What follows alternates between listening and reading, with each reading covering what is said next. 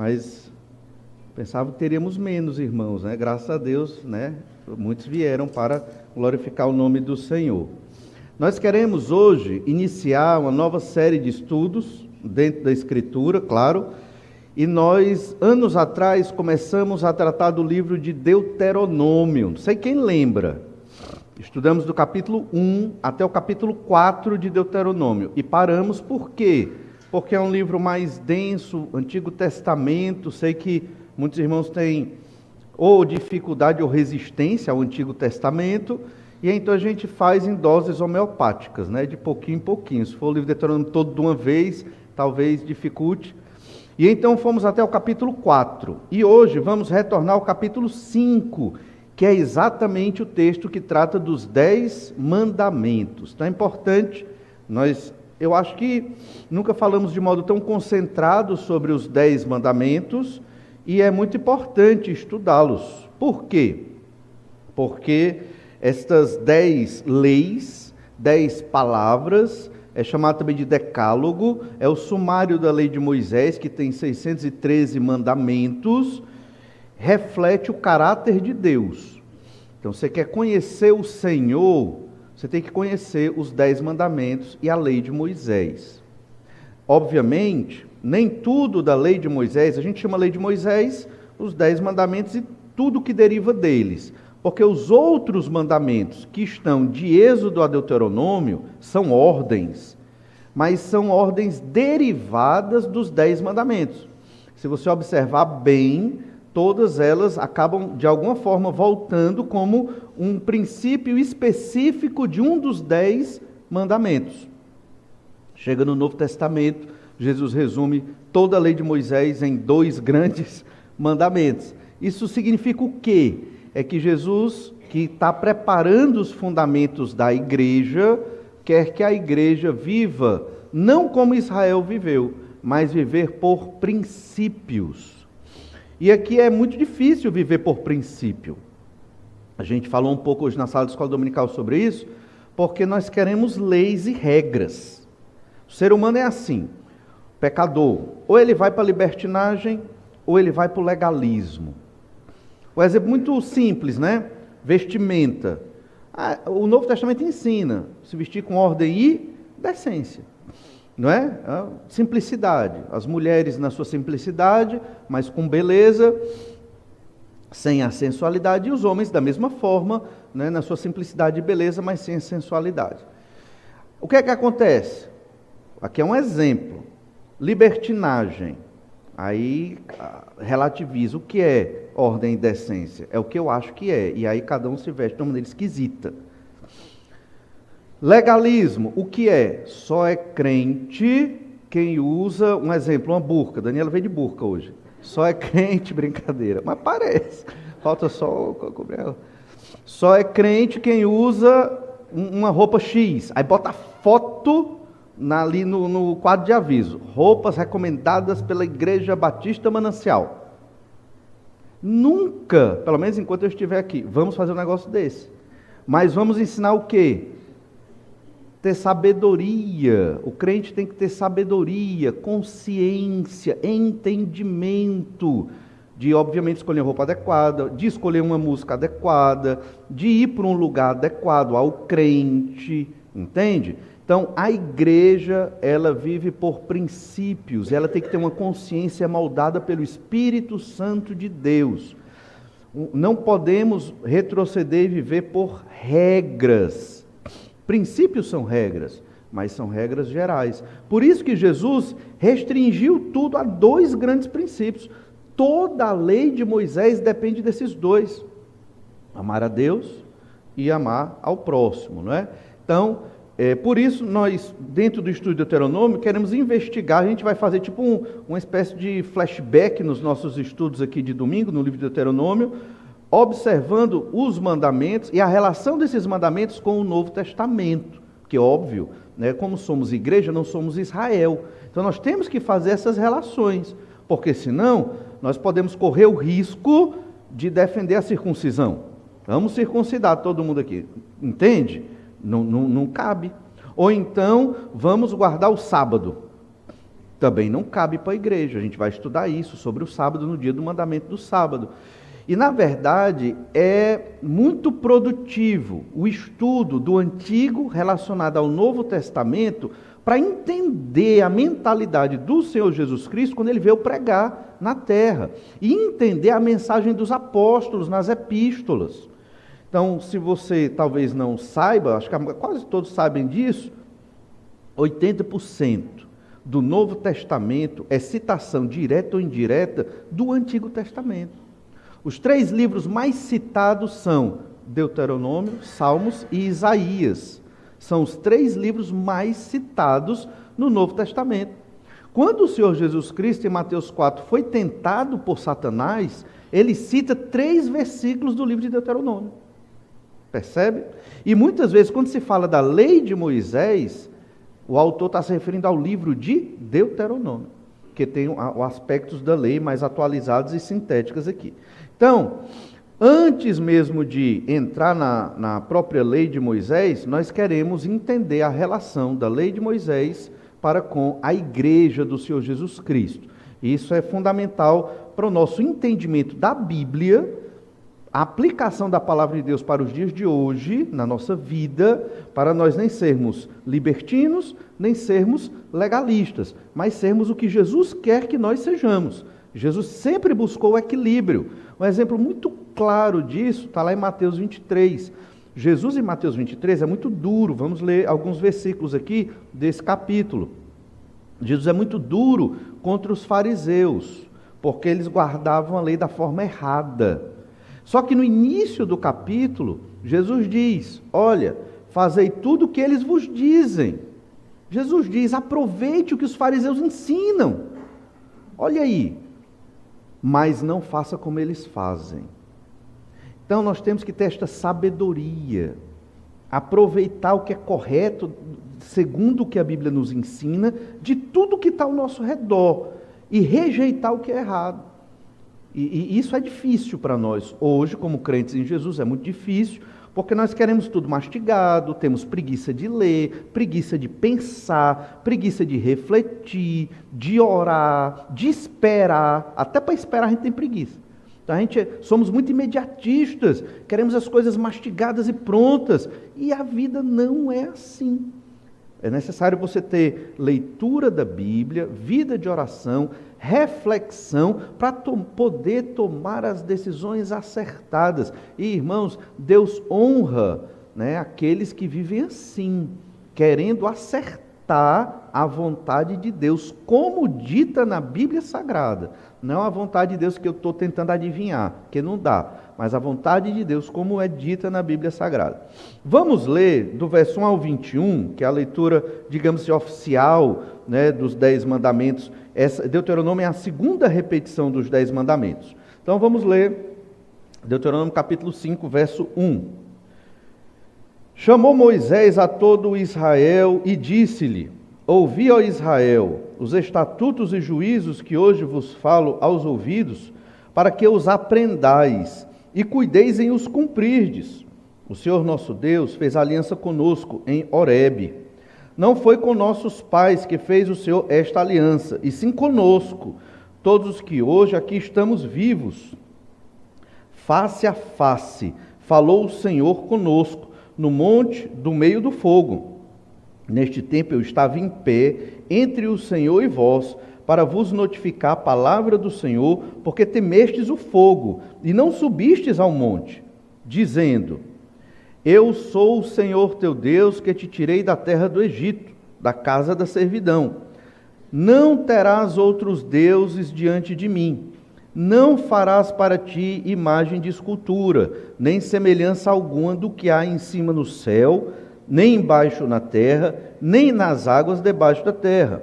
Não as adorarás, nem lhes darás culto, porque eu, o Senhor teu Deus, sou Deus zeloso, que visito a iniquidade dos pais nos filhos, até a 3ª e 4ª geração daqueles que me aborrecem, e faço misericórdia até 1000 gerações daqueles que me amam, e guardo os meus mandamentos. Não tomarás o nome do Senhor teu Deus em vão, porque o Senhor não terá por inocente o que tomar o seu nome em vão. Guarda o dia de sábado, para o santificar, como te ordenou o Senhor teu Deus. 6 dias trabalharás e farás toda a tua obra, mas o 7º dia é o sábado do Senhor teu Deus. Não farás nenhum trabalho, nem tu, nem teu filho, nem tua filha, nem o teu servo, nem a tua serva, nem o teu boi, nem o teu jumento, nem animal algum teu, nem o estrangeiro das tuas portas para dentro, para que o teu servo e a tua serva descansem como tu, porque te lembrarás que foste servo na terra do Egito, e que o Senhor teu Deus te tirou dali com mão poderosa e braço estendido, pelo que o Senhor teu Deus te ordenou que guardasses o dia de sábado. Honra teu pai e a tua mãe, como o Senhor teu Deus te ordenou, para que prolongue os teus dias e para que te vá bem na terra que o Senhor teu Deus te dá.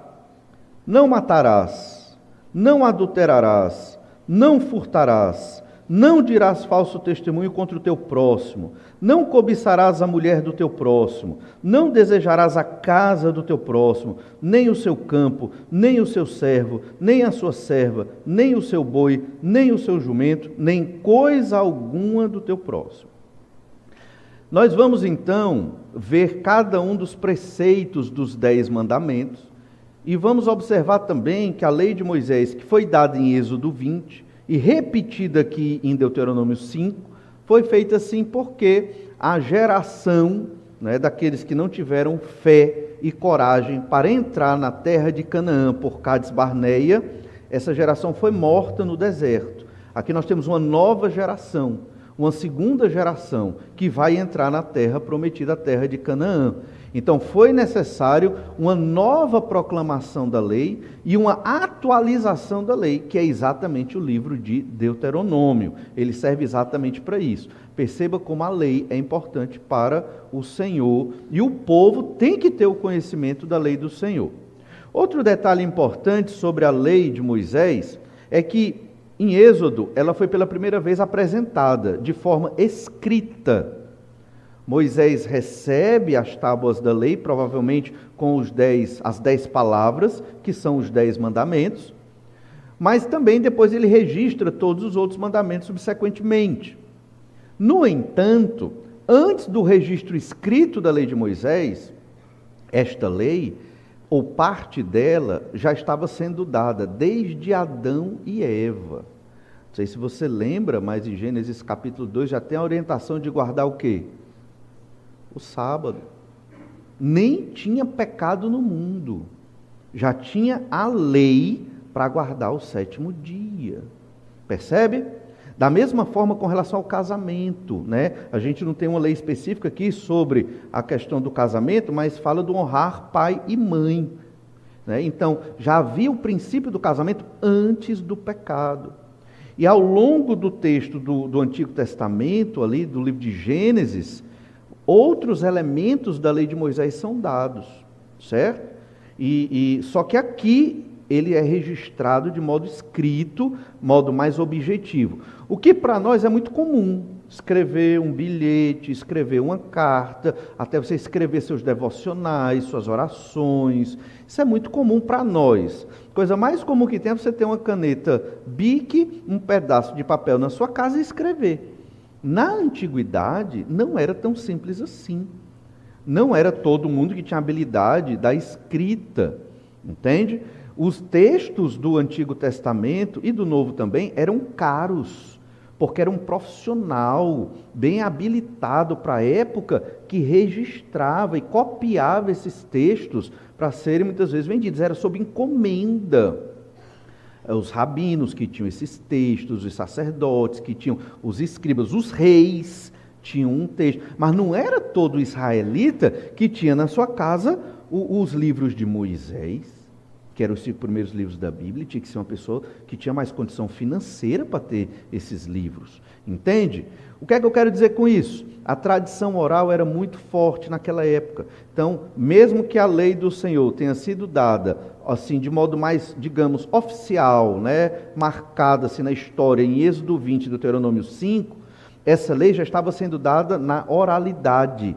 a Adão, aos seus descendentes fiéis ao Senhor, aos descendentes fiéis de Noé, aos semitas e descendentes fiéis de Abraão. E eles estavam preservando esses ensinos até chegar no momento em que Israel já estava um pouco mais madura como nação, né, saindo do Egito, na questão do Êxodo, e recebendo ali a lei do Senhor. Entende? Então, isso tudo de Deus foi um plano muito bem elaborado do Senhor para preparar a chegada do Messias, o Salvador, o Senhor Jesus Cristo. Tudo isso nos ensina, e esse é o preâmbulo, tudo isso nos ensina como a nossa fé, ela é uma fé maravilhosa. Ela não é uma fé numa bobagem, em ensinos de homens. A fé que nós temos no Senhor Jesus Cristo é uma fé milenar, que vem desde o início da queda do homem no pecado. Já houve a proclamação de uma esperança de salvação no descendente da mulher. E a Bíblia Sagrada, como palavra de Deus, inspirada pelo Espírito Santo de Deus, ela revela o caráter de Deus, a pessoa de Deus, que é um dos elementos que nós mais devemos estudar na nossa vida, é conhecer Deus. Quem é Deus? Né? Do que Deus gosta. Né? Então a gente não deve viver pela regra, a gente deve viver quem é Deus, viver por esse princípio. O que o Senhor gosta, é assim que eu vou viver. Assim tem que ser a nossa vida. E a lei de Moisés, aqui resumida nos 10 mandamentos, expressa o que Deus gosta. Entende? Então, esse é o objetivo do nosso estudo, ao estudar a lei de Moisés. Principalmente os 10 mandamentos aqui, esses 21 versículos que nós lemos, vão ser relidos e repetidos, talvez não todos na íntegra, mas à medida que formos avançando no nosso estudo. E hoje, especificamente, nós queremos começar a ver a relação dos 10 mandamentos da lei de Moisés com a igreja. O que é que isso tem a ver com a igreja do Senhor Jesus Cristo? E nós queremos responder essa questão, tem pelo menos aí umas 3 possíveis respostas que nós vamos abordar, mas a primeira de hoje é que a lei de Moisés, para a igreja e para Israel também no Antigo Testamento, ela revela os pecados dos homens. Esse é um dos princípios fundamentais da lei de Deus. É mostrar ao homem, você é pecador. Porque se não tivesse uma lei que mostrasse isso, o homem não se perceberia pecador, embora fosse. Viveria no engano, achando que está tudo bem, mas não está. Uma coisa é o que o ser humano pensa, outra coisa é a verdade. No mundo em que nós vivemos, pós-modernidade, o que o ser humano pensa é a verdade. Mas não é. A realidade é que existe uma verdade estabelecida por Deus, revelada na Bíblia Sagrada. Só que o homem, o ser humano, ele quer pensar as coisas do jeito dele, no pecado. Então o que é que o ser humano diz hoje? Não existe esse negócio de pecado. Não existe esse negócio de culpa. Não existe esse negócio de Deus. O que existe é a matéria. É isso aqui, é a carne, é o que existe. E a gente vive por causa disso. Essa é a mentalidade do ser humano. E por isso que o ser humano vive uma filosofia naturalista, materialista, sem crer num Deus todo-poderoso que governa todas as coisas. Mas a lei do Senhor, desde a antiguidade, ela mostra que o pecado existe. Então a lei, ela tem esta função. Então, quando a lei de Moisés foi dada, os israelitas do Antigo Testamento tentavam guardar essa lei. Só que não conseguiam. Eles tentavam cumprir todas as estipulações da lei para serem aceitos por Deus. Só que chegava um momento, essa é a lógica do israelita do Antigo Testamento, só que chegava no momento que ele não conseguia atingir, ele sempre quebrava um elemento ou outro. E aí ele percebia, estou perdido, não vou conseguir cumprir a lei de Moisés. E agora, Senhor, o que é que eu faço? Aí Deus vem com a graça, Deus vem com a misericórdia e Deus apresenta um Salvador. O crente do Antigo Testamento, ele era salvo pela fé no Senhor Jesus Cristo. Ele não sabia que o nome do Salvador era Jesus, não sabia. Mas ele sabia que Deus ia providenciar um descendente da mulher que esmagaria a cabeça da serpente, a antiga serpente, Satanás. Então ele cria neste descendente sem saber o nome dele. Mas depois Deus foi dando informações sobre quem é este Salvador, este Messias, o ungido, o escolhido do Senhor. Era da tribo de Judá. Já é uma grande forma. Veja bem, vinha de Adão, vinha de Sete, que foi a linhagem escolhida, né? Depois veio o período do dilúvio, então ele viria de Noé, viria de Sem, era semita, viria de Abraão, um semita, Isaac, Jacó, Judá. Quem de Judá? Davi. Era descendente de Davi, filho de Davi. Então toda a história do Antigo Testamento é uma história que aponta para o Senhor Jesus Cristo. E os judeus, os israelitas, eles sabiam disso. Ao crer no Senhor, toda essa teologia, essa verdade, então eles estavam crendo no Messias, no Salvador que viria. Por isso que a gente lê, né, em Gálatas, né, que o fato de que aquele que tem a fé de Abraão, em Romanos 4 também, esse é um verdadeiro israelita. Por quê? Porque ele tem a mesma fé que salva, que Abraão teve, e é a fé que nós temos hoje. Olhe Romanos capítulo 3, verso 19, a lei de Moisés revela os pecados dos homens. Então, se é um pecador perdido, a lei de Moisés, ela pode ser utilizada para proclamar o evangelho para você. Como? A lei vai mostrar para você que você está perdido, que você não consegue agradar a Deus, que você está longe de Deus. É por isso que Hebreus diz, sem fé é impossível agradar a Deus, porque com a obediência eu não vou agradar, porque eu sou desobediente. Todo ser humano é desobediente, e o pecado nos condena, mas pela fé cantamos isso hoje. O Senhor nos considerou fiel, não é verdade? Pela fé em Cristo, Deus nos considerou fiel, o que nós não somos. Somos pecadores, mas graças a Deus, não mais perdidos.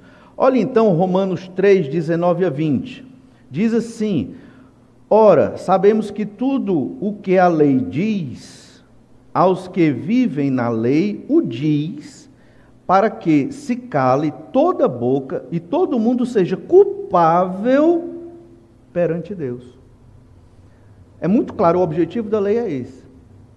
Né? É para que quem vive debaixo da lei, aqui ele está falando para judeus, né? Então o mundo se torna culpável por causa da lei. A lei tem a função de mostrar que o mundo, todas as pessoas do planeta são pecadores, digamos, sem Jesus, né? São culpados dos seus pecados, consequentemente condenados. Então esse é a função da lei. E é nesse sentido que a lei é importante para a igreja, porque ela mostra ao pecador que ele está perdido. Ele não tem como agradar a Deus somente pela obediência à lei de Moisés. O pecador perdido, aquele que não tem Cristo, ele não pode agradar a Deus só obedecendo à lei.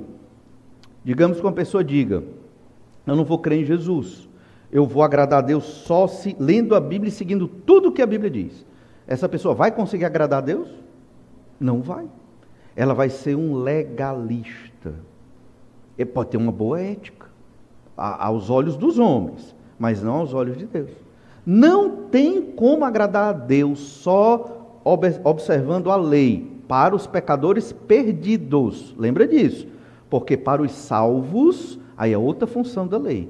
Aí nós agradamos a Deus com obediência, porque já fomos salvos pela fé. Esse é o segundo elemento que a gente vai estudar depois, né? Para aqueles que creram em Jesus, a lei tem outra função, certo? Mas olhe bem ainda o que diz aqui no verso 20. Visto que ninguém será justificado diante dele por obras da lei, em razão de que, pela lei, vem o pleno conhecimento do pecado. Não tem como ser mais claro nesses dois versículos sobre a função da lei. Não tem como. E a lei aqui está falando da lei de Moisés. Então, ninguém é justificado, declarado justo, declarado fiel diante dele por obras da lei. Ninguém. Nenhum israelita, judeu, gentio, ninguém. Porque a lei, ela traz o pleno conhecimento do pecado. E todo ser humano é pecador. E o pecado é a desgraça da humanidade. Então, a lei, quando ela é dada, ela não é para maltratar, ela não é para fazer o ser humano sofrer, é para abrir os olhos a uma realidade. Existe uma realidade, o pecado. Essa é a realidade. E se o ser humano não tratar do pecado, virão consequências terríveis aqui na existência terrena e na vida futura. Porque quem não aceita o fato do pecado estar na sua vida e de ser um pecador perdido, vai ser condenado ao inferno de fogo, que é o juízo de Deus, a ira de Deus contra o pecado. Percebe então que a doutrina humanista, a cosmovisão humanista, racionalista, iluminista e tantas coisas mais que existe no mundo ao nosso redor, ela tem a função e o propósito de fazer o homem descrer não somente em Deus, mas também de que não existe pecado. Função da lei, mostrar o homem que ele é pecador. Pode parecer uma coisa muito simples para nós, mas para a sociedade ao nosso redor, isso é muito complexo. Não se aceita a ideia do pecado. Quando eu estava escrevendo a minha dissertação de mestrado, na área de linguística, eu coloquei algumas palavras, como uma delas foi culpa. Não tinha nada a ver com o contexto religioso, nada. Mas eu usei a palavra culpa. E a orientadora disse, tire toda a palavra culpa. Não temos culpa de nada. Já pensou? Você bota assim, responsabilidade. Pode parecer uma coisa tola, mas isso revela o peso, a significância desse termo, porque a palavra culpa traz uma carga religiosa muito grande. Entende? E para aquela professora da universidade que não tem crença no Senhor, ela não quer ser culpada. Não entra, nem chega perto da cabeça dela que ela tem culpa de nada. Percebe? Então eu a ofendi quando eu escrevi a palavra culpa, e nem foi no contexto religioso. Não tinha nada de religião no texto, mas ofende, porque essa palavra é proibida, culpa. Mas todos nós pecadores, os pecadores perdidos, eles têm culpa diante de Deus por conta dos seus pecados. São culpados dos seus pecados. Não são só responsáveis, são culpados dos seus pecados. E pela fé em Jesus, nós fomos libertados desta culpa. Hoje, você que é crente em Jesus, não precisa sentir-se ou ter culpa de pecado. É só você, arrependido, confessar o seu pecado. E, obviamente, batalhar para não pecar mais. Então, Romanos 3, 19 a 20, deixa muito clara a função da lei. Mostrar que somos culpados diante do Senhor, certo? Mas também há um uso pedagógico da lei. A lei serve, e acaba tendo uma lógica do que a gente acabou de ler em Romanos 3, 19 a 20. Lá em Gálatas 3, 24, mostra o uso pedagógico da lei. A lei é como se fosse um professor que nos ensina dos nossos erros, e mostra que somos culpados. Lá em Gálatas 3, 24 diz, de maneira que a lei nos serve de aio para nos conduzir a Cristo, a fim de que fôssemos justificados por fé. Aio é uma palavra mais desconhecida, mas que se refere a um servo, um pedagogo, um servo que ensina certos conhecimentos. Então a lei de Moisés, ela era muito pregada nas igrejas do Novo Testamento, para conduzir a Cristo. Então, como é que eles evangelizavam quando não tinha a epístola de Paulo aos Romanos? Que a gente usa muito a epístola de Paulo aos Romanos para evangelizar, Usa o Evangelho de João, usa 1 João, usa vários textos do Novo Testamento. Como é que eles falavam do Evangelho de Jesus? E o próprio Jesus falava do Evangelho do Reino. Eles ensinavam a lei de Moisés. A gente não tem esse costume hoje, por quê? Porque a lei de Moisés vem de um tempo muito antigo, de uma cultura mais distante, e fica difícil o ponto de contato com as pessoas mais modernas. Então a gente acaba pegando, e a vida é muito corrida, nós acabamos evangelizando com textos, versículos mais claros, né? Mais diretos, para poder fazer a pessoa entender minimamente as bases do Evangelho do Senhor Jesus Cristo. Na antiguidade não era assim, havia relativamente uma vida menos corrida, então os israelitas conheciam a lei de cor, eles decoravam, estudavam a lei, então era mais simples. Então a lei é um servo para ensinar os caminhos para chegar até o Senhor Jesus Cristo e a justificação pela fé. E parte desse caminho era mostrar, você não tem condição de agradar a Deus. Você não tem condição de ser justo, obedecendo todos os princípios da lei de Moisés. Você não vai conseguir. E aí o ser humano tem que quebrar o orgulho e reconhecer, eu sou incapaz, eu estou perdido. Eu preciso de ajuda, Senhor. Como eu vou te agradar? Somente pela fé. Isso é o Evangelho. Essa é a doutrina da justificação pela fé. E essa é a realidade. Aí imagine, numa sociedade como a nossa, sociedade chamada de secularizada, porque tirou Deus do contexto dela, que não reconhece a existência do pecado. Percebe? Aí muitas pessoas vão tratar dos seus problemas mentais e emocionais sem reconhecer a existência do pecado. Por que você acha que nós temos problemas mentais e emocionais? Se não por conta do pecado. Não exclusiva e somente, mas de modo geral é por causa do pecado. Entende? E aí nós vamos tratar de outra forma, muitas vezes medicamentosa, e que não vai resolver o problema, mas vai gerar vão gerar outros problemas. Percebe? Eu não estou negando que existem questões físicas, biológicas e tal, que trazem questões da mente, né? E tudo. Problemas na mente, problemas, né, de depressão e de outras coisas mais. Existem, mas em grande quantidade, muitas das nossas aflições são da alma, por conta dos nossos próprios pecados. E elas devem ser resolvidas em Cristo Jesus, buscando a intervenção do Senhor na nossa vida. Percebe?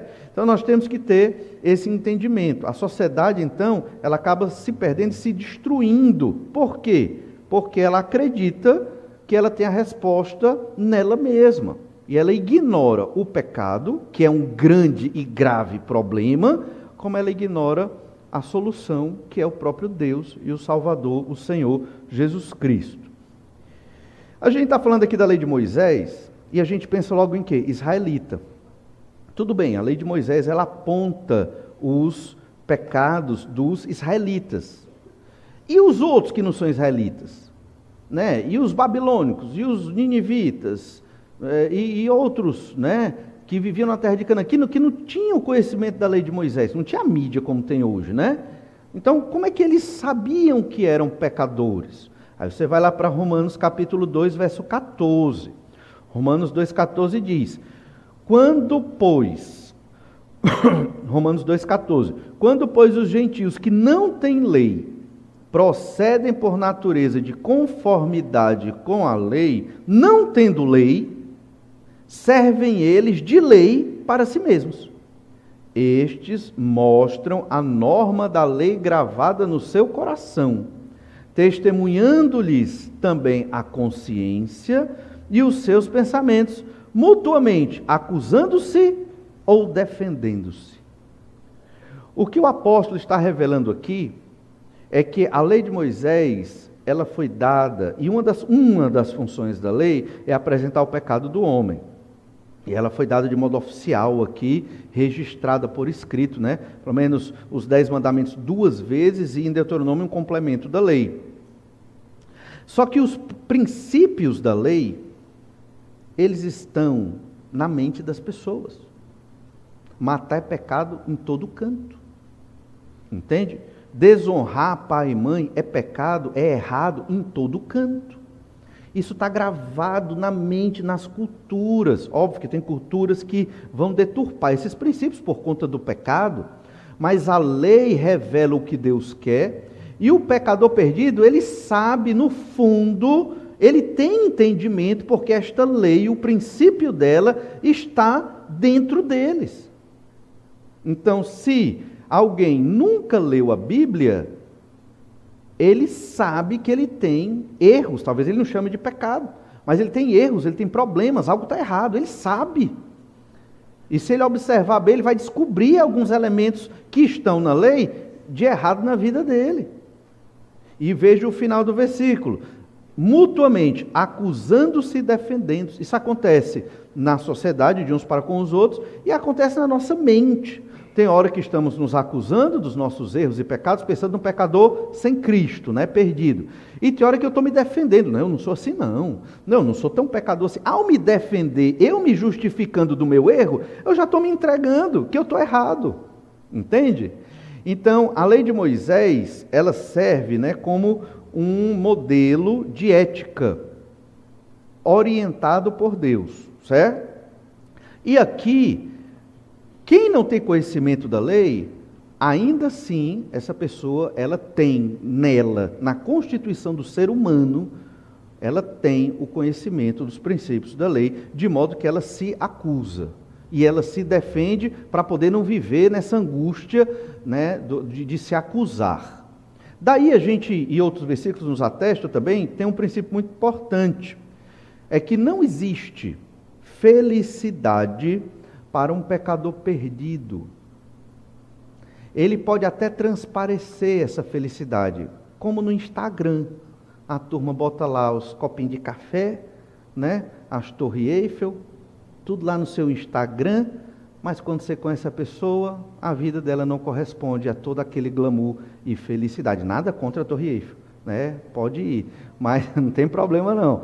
Mas o Instagram não reflete, muitas vezes, a realidade da vida da pessoa.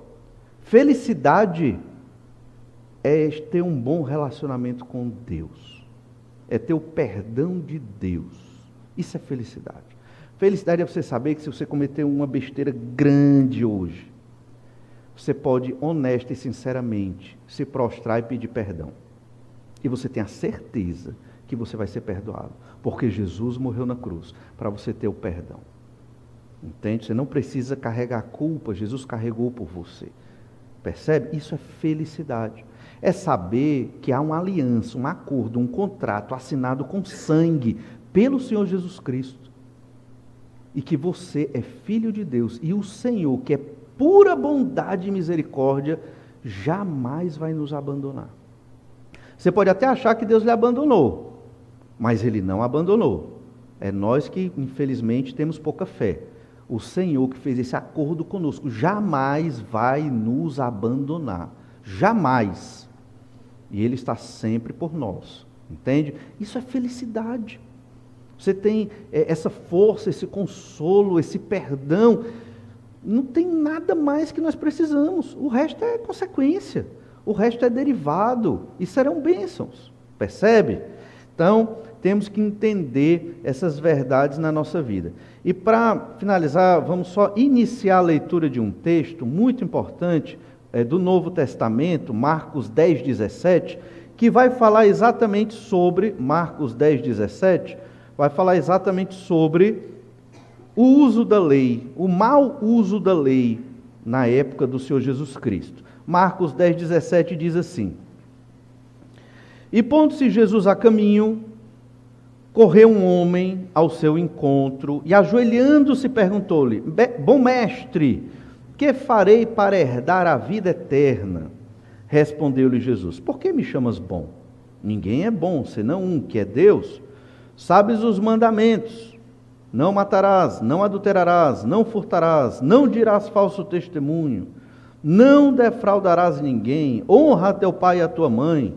Então ele respondeu: Mestre, tudo isso tenho observado desde a minha juventude.